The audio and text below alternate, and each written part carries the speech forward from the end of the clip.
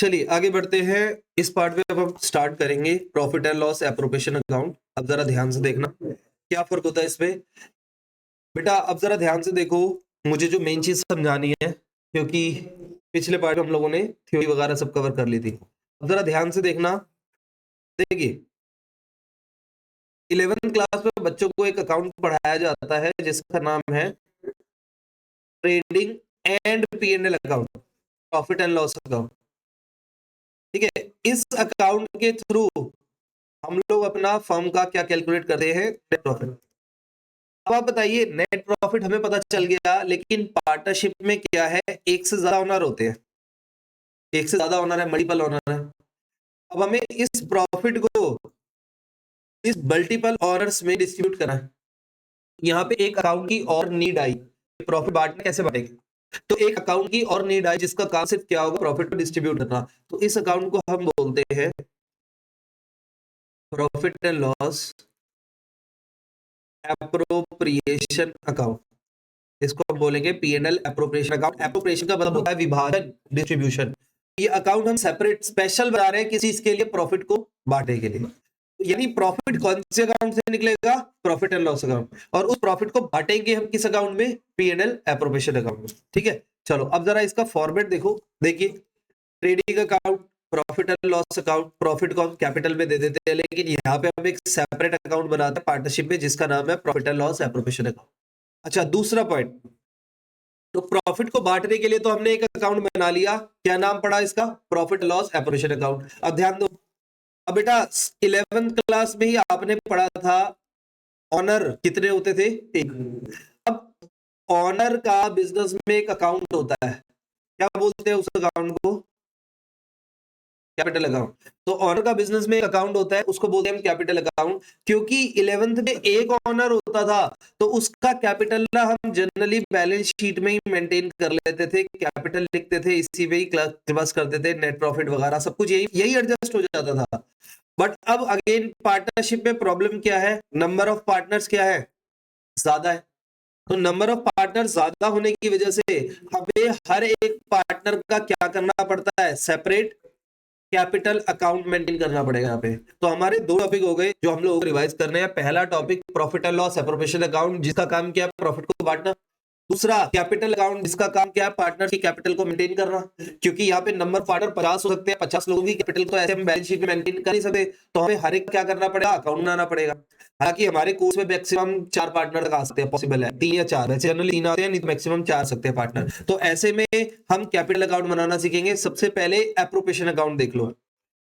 देखिए ध्यान दो बेटा, ये रहा हमारा प्रॉफिट एंड लॉस अकाउंट। ये देखो, ये 11th क्लास वाला ही है, ये है नेट प्रॉफिट।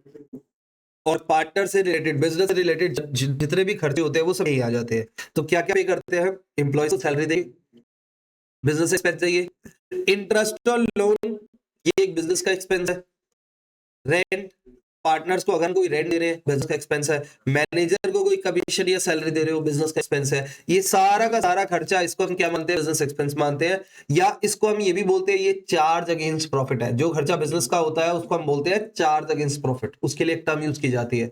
इसमें सबसे इंपॉर्टेंट दो चीजें हैं, अगर हम कोई पार्टनर को इंटरेस्ट दे रहे हैं तो उसको भी बिजनेस का एक्सपेंस मानते हैं, अगर हम पार्टनर को कोई रेंट दे रहे हैं तो भी उसको बिजनेस का एक्सपेंस माना जाता है, यानी चार्ज अगेंस्ट प्रॉफिट बोला जाता है। तो P&L में जितनी भी चीजें हैं मैटर नहीं करता बिजनेस फायदे में जा रहा है या नुकसान में, हमें देनी पड़ेगी क्योंकि ये बिजनेस चलाने के लिए जरूरी है। ठीक है, ये खर्चा आपको करना ही करना पड़ेगा, चाहे आपका बिजनेस फायदे में जा रहा हो या नुकसान में जा रहा हो। ठीक है, अब P&L एप्रोप्रिएशन अकाउंट की बात करते हैं।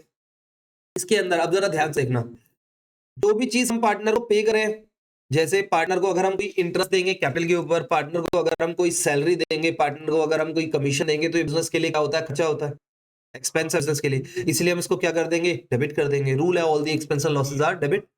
अगर हम पार्टनर से कोई इंटरेस्ट रिकवर कर रहे हैं, इंटरेस्ट अगर छीन रहे हैं ड्राइंग के ऊपर, पार्टनर ने कोई ड्राइंग करी है उससे अगर हम इंटरेस्ट ले रहे हैं तो हमारे लिए गेन है, इसलिए हमने उसको क्या कर दिया, क्रेडिट कर दिया। ठीक है, all the income and gains are credited. और आखिरी पॉइंट है रिजर्व, अगर हम कोई प्रॉफिट से रिजर्व अलग कर रहे हैं तो भी उसको डेबिट करना पड़ेगा, अलग करने के लिए डेबिट करना पड़ेगा। और बचा कुछ प्रॉफिट पार्टनर्स में बांटेंगे। ठीक है, तो ये है। अच्छा, अब ये जो यहाँ प्रॉफिट कौन सा आएगा, वो प्रॉफिट आएगा ये नेट प्रॉफिट से।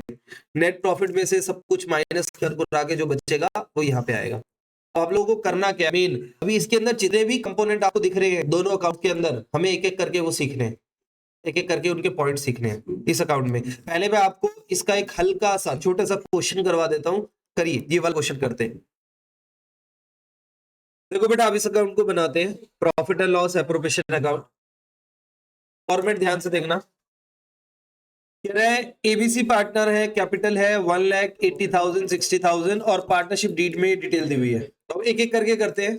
जो चीज बिजनेस के लिए फायदा है क्रेडिट कर देंगे और जो चीज घाटा है डेबिट कर देंगे। देखिए सबसे पहले यहाँ पे मैं लिख लेता हूं bye P&L account.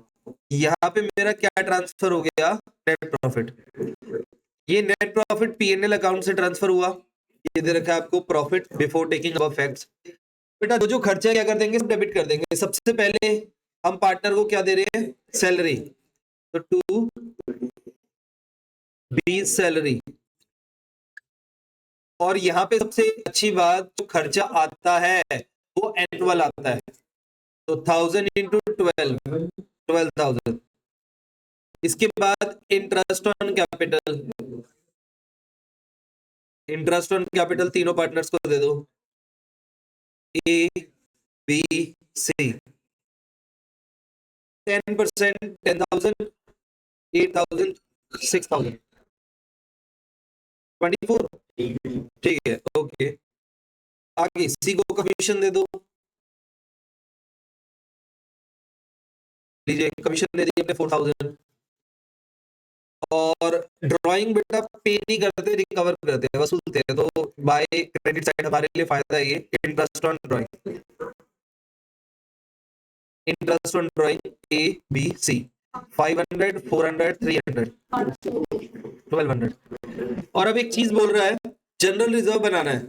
General reserve होता क्या है, ऐसा प्रॉफिट का पार्ट जो हम सेट असाइड करते हैं, तो इसको सेट असाइड कर दो, प्रॉफिट में से अलग कर दो, इसलिए इसको डेबिट साइड लिख दिया 3,000। अब इसको सॉल्व कर दो, आपका प्रॉफिट आ जाएगा 57,400। प्रॉफिट बांट दीजिए, profit transfer to A B C. इनके कैपिटल में प्रॉफिट बांट देते हैं, A capital, B capital, C capital, और साथ में अमाउंट लिखेंगे जो अमाउंट क्वेश्चन में दिया हुआ है। बताइए अमाउंट, बेटा प्रॉफिट कुछ ना बोला हो तो प्रॉफिट इक्वली बढ़ता है, बट यहाँ रेशियो दिया हुआ है, कैपिटल रेशियो। अगर आप इसको कट करोगे 2 5 10, 2 4 8, 2 3 6, तो कितना आएगा ये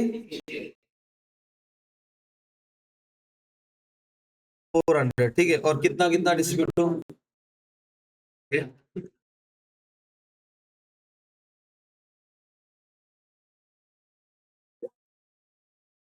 4800 और 3600। ओके, किस रेशियो में हमने बांटा ये, 5 और 3 में। ओके जी, ठीक है। चलिए, तो ये एक बेसिक क्वेश्चन था, एक जस्ट इंट्रोडक्शन आप लोगों को समझाने के लिए। चलो आगे बढ़ते हैं। अब हमें हर एक टॉपिक पढ़ना है जो इसके अंदर गिवन है, ये सारे टॉपिक्स हमें पढ़ने हैं। ठीक है, चलिए तो नेक्स्ट पार्ट में हम उसको स्टार्ट करेंगे।